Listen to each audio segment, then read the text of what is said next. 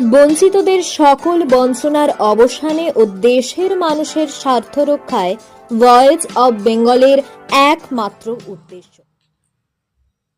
সকলকে সংগ্রামী অভিনন্দন জানিয়ে আজকে প্রতিবেদন শুরু করছি। আমি শামীম আক্তার। যাদের ভালো লাগবে না তারা দয়া করে স্কিপ করে বেরিয়ে যাবেন, আর যারা মূল্যবান সময় ব্যয় করে ভিডিওটি দেখবেন তাদেরকে অনুরোধ করব একটু সাপোর্ট দেবেন, লাইক কমেন্ট শেয়ার করবেন। যারা আমাদের দিকে তাকিয়ে রয়েছেন আবার বিরূপ মন্তব্যও করছেন তাদের বলি, আপনারা কিছু করে দেখান, আমরা আপনাদের সাপোর্ট দেব।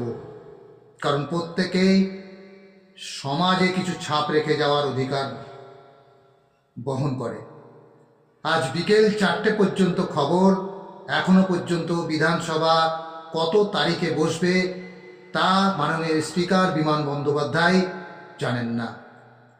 ফলে আমরা আমাদের পরিকল্পনা অনুযায়ী কর্মসূচির নির্ঘণ্ট ঘোষণা করতে পারছি না। ফলে আমরা অসহায় ফিল করছি। আপনাদের পক্ষ থেকে আসা 20 বাক্য প্রতিনিয়ত আমাদের হজম করতে হচ্ছে, যা কোনোভাবেই কাম্য নয়। অবশ্যই আমরা আপনাদের সাথে কোনো রাজনৈতিক তঞ্চুকতার পথে হাঁটছি না। আন্দোলনে কিছু ওরিয়েন্টেশন প্রয়োজন, তাই ধারাবাহিকভাবে আপনাদের উদ্দেশ্যে কিছু কথা বলা।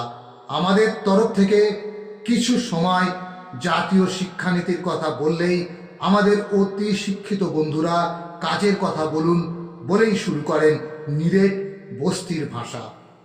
যেখানে শিক্ষার ওপর ধারাবাহিক আক্রমণ হচ্ছে সরকারিভাবে, সেখানে প্রতিরোধ গড়ে ওঠার পরিবর্তে উঠছে নানা মুনির নানা কথা।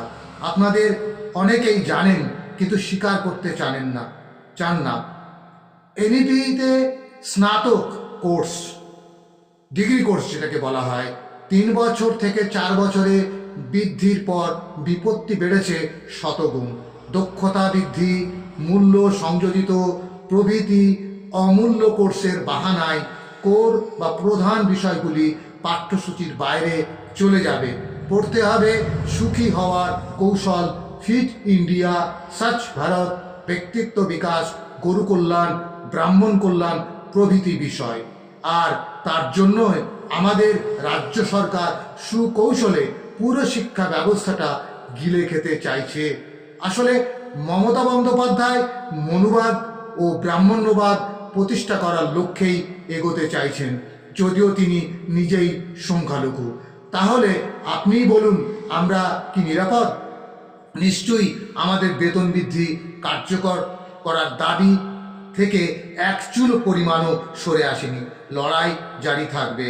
ভালো থাকবেন, সুস্থ থাকবেন, আগামী আন্দোলনে উপস্থিত থাকবেন, এই আশা রেখে শেষ করছি। ইনকলাব জিন্দাবাদ। ভয়েস অব বেঙ্গল বঞ্চিতদের আস্থার প্রতীক।